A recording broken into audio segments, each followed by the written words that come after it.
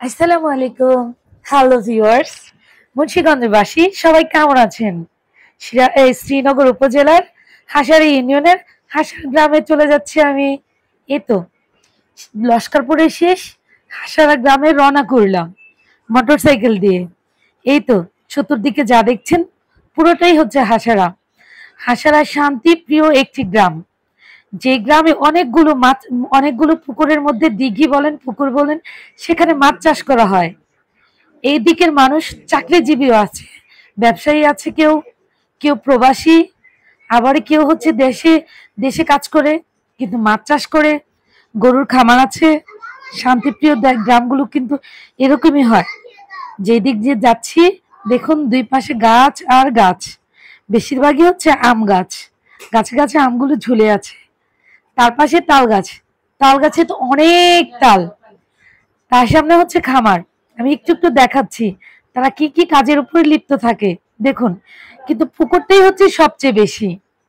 এইদিকেও দিঘি, ওই দিকেও দিঘি, এইদিকেও মাছ চাষ হয়, ওইদিকেও মাছ চাষ হয়। দেখুন কত সুন্দর, মায়ায় মমতা ভরা হাসারা ইউনিয়ন। আর হাসারা গ্রাম তো একদম ভরপুর মায়ায় ভরা। খেজুর গাছে খেজুর ঝুলে আছে, এই পাশেও খেজুর গাছে খেজুর ঝুলে আছে। যার যার কর্মতে সে ব্যস্ত থাকে। কেউ কারো সময়টা অসময়ে ব্যর্থ করে না। প্রত্যেকটা মানুষ তার কর্মের উপরে লিপ্ত থাকে। এদিকে কেউ চলা কাটা নিয়ে ব্যস্ততা। একটু দূরে চলে যাব আমরা হচ্ছে আনসার ক্লাবের সামনে। এখানে হচ্ছে আনসার ক্লাবে নতুন মসজিদ নির্মাণ হচ্ছে। নতুন মসজিদ নির্মাণ হচ্ছে আনসার ক্লাবে। এটা ছিল প্রথমত টিনের মসজিদ। এই যে দেখুন, মসজিদের কিছুটা অংশ আপনাকে দেখাচ্ছি। এটা হচ্ছে আনসার ক্লাবের পুকুর, দেখতে পাচ্ছেন? খুব সুন্দর লাগছে না? পাশেই মসজিদ, তার পাশে হচ্ছে পুকুর। ওই যে একটু মিটি মিটি দেখা যায়, সেটা হচ্ছে আনসার ক্লাব। আনসার ক্লাব থেকে আরেকটু এগিয়ে যাচ্ছি, দেখুন আবার দিঘি। আনসার ক্লাব থেকে যদি আপনি 10 কদম এগিয়ে যান তবেও দিঘি, এই পাশেও দিঘি, এই পাশেও দিঘি। এইদিকেও মাছ চাষ হচ্ছে, ওইদিকেও মাছ চাষ হচ্ছে। কি নেই এই গ্রামে? সুন্দরের কোনো কমতে আমি দেখতে পাচ্ছি না। আকাশটা দেখুন, মনে হচ্ছে একদম নেমে গিয়েছে। পূর্ব দিকের হাসারায় মনে হচ্ছে আকাশটা নেমে গিয়েছে, সেই দূর পাহাড়ি অঞ্চলে চলে এসেছি। দেখতে পাচ্ছেন আকাশটা কত সুন্দর করে সেজেছে তার আপন রূপে। তার আপন রূপ দিয়ে এসে একদম ভরপুর করে রেখেছে। বলতে পারেন যত দূর আসলাম তত দূরই শুধু পুকুর আর পুকুর, এই পাশে পুকুর, এই পাশে পুকুর। এই পাশে হচ্ছে মানুষ আবার ঘরের বাড়ির জন্য খাম বানানো নিয়ে ব্যস্ততা। দেখুন এখন আবার চলে যাচ্ছি, আমরা দেখাবো হচ্ছে এইদিকে হচ্ছে আলমগাজের দিঘি আছে, সেই দিকে কিভাবে যায়। একটু আগালেই হচ্ছে আলমগাজের দিঘির রাস্তাটা। এটা হচ্ছে হাসারা ইউনিয়নের কাছাকাছি।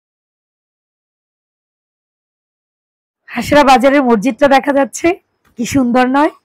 সেটা হচ্ছে অবস্থিত হচ্ছে ইউনিয়নের সামনে। এই দেখুন হাসারা ইউনিয়ন।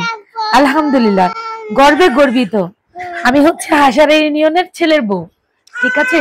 আর ঘরে সম্পর্ক ইউনিয়নের আমি মেয়ে। দেখতে পাচ্ছেন মসজিদ কত আপন মহিমায় সেজে আছে, দেখুন, দেখতে পাচ্ছেন? এখন আমরা চলে যাচ্ছি মসজিদের পাশ দিয়ে বাজারের রাস্তা। এটা হচ্ছে মাঠ, ইউনিয়ন পরিষদের সাথে মাঠ। এখানে অনেক মানুষ আপন মনে খেলাধুলা করে, দেখতে পাচ্ছেন? এই যে এখন আমরা চলে যাব হচ্ছে মূল পর্বে, দেখতে পাচ্ছেন? এই যে এখন একটা ব্রিজ পার হব মসজিদের সাথে, ব্রিজটা, এই ব্রিজটা সরাসরি আমরা চলে যাব হাসারা বাজারে। কেউ দুধ বিক্রি করে আসতেছে, কেউ বাজারে যাচ্ছে, কেউ বাজার করে ফিরে আসতেছে। এখন আমরা এইদিকে স্বর্ণের দোকান, ওইদিকে হচ্ছে আপনি নেট চান ধান শুকানোর জন্য, সেই নেটের দোকানও আছে। এই দেখুন এইদিকে হচ্ছে এখন আমরা এইদিকে মামা সব রকম সবকিছু সিলাই করে। দেখুন আপনি ওইখানে মশারি কিনুন, ওইখানে সিলাই দিতে পারবেন। এখন আমি চলে যাচ্ছি দুধ বাজারে। দুধ বাজারে নারী এবং পুরুষ উভয় দুধ বিক্রি করছে। নারী এবং পুরুষ উভয় দুধ বিক্রি করছে, দেখতে পাচ্ছেন? আপন মনে প্রত্যেকটা মানুষের সাথে প্রত্যেকটা মানুষের বন্ডিংটা কত ভালো। দুধ নিয়ে বালতি ভরে বসে আছে, কখন কাস্টমার আসবে আর কখন দুধটা বিক্রি করবে।